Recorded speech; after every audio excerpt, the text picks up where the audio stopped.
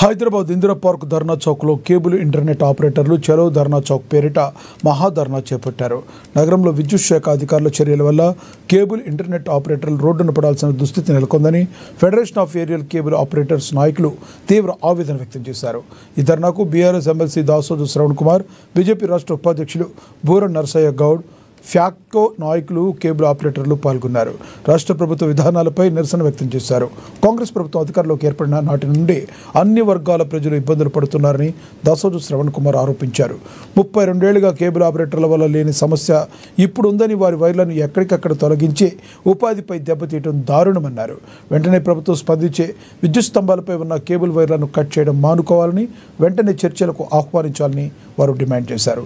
లేని పక్షంలో కేబుల్ ఆపరేటర్లతో కలిసి తెలంగాణ రాష్ట్ర ప్రభుత్వాన్ని స్తంభింపజేస్తామని వారు హెచ్చరించారు. ఒక పెద్ద మనిషి మాట్లాడండి, సదానంద్ గారు అని చెప్పాలి. పాత కేబుల్ ఆపరేటర్ అడిగాను నేను, ఎవరి పెద్ద మనిషి అంటే పాత కేబుల్ ఆపరేటర్ అని చెప్పాను. 30 ఇయర్ ఇండస్ట్రీ. అందుకే కడుపుల బాధంతా వెళ్ళగక్కి ఈ ప్రభుత్వం చేస్తున్నటువంటి ఒక దార్శనికాన్ని చాలా స్పష్టంగా తెలియజెప్పినారు. మీ అందరికీ తెలిసే ఉంటుంది, 2023 ఎన్నికల్లో మేము ప్రజాపాలన అందిస్తాం, పారదర్శకమైన పాలన అందిస్తాం, భారత రాజ్యాంగాన్ని పరిరక్షిస్తాం, గతంలో ఉన్నదంతా నియంత్రిత ప్రభుత్వం, మాదంతా ప్రజాస్వామ్య ప్రభుత్వం అని చెప్పని అనేక వాగ్దానాలు చేసి మనందరినీ నమ్మించి మన ఓట్లతో ఇవాళ అధికారంలోకి వచ్చినటువంటి ఒక ప్రభుత్వం ఇవాళ సెక్రటేరియట్ లో కూర్చొని, తెలంగాణ ముఖ్యమంత్రి వచ్చి రేవంత్ రెడ్డి గారు కూర్చొని ఇవాళ ఈ దార్శనికానికి పాల్పడతా ఉన్నారు.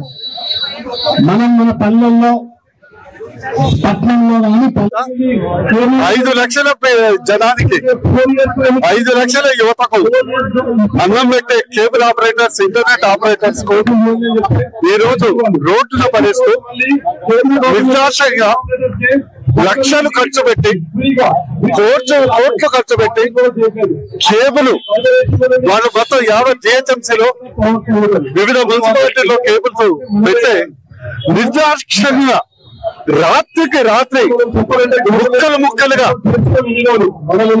సాడిస్టిక్ గా ఉన్మాదంతో కట్ చేసి లారీలో వేసి తగలబెడుతున్నారంటే ఎంత ఘోరంగా అర్థం చేస్తున్నారు, ఎంత ఘోరంగా అర్థం చేస్తున్నారు. ఈ రోజు సంబంధించిన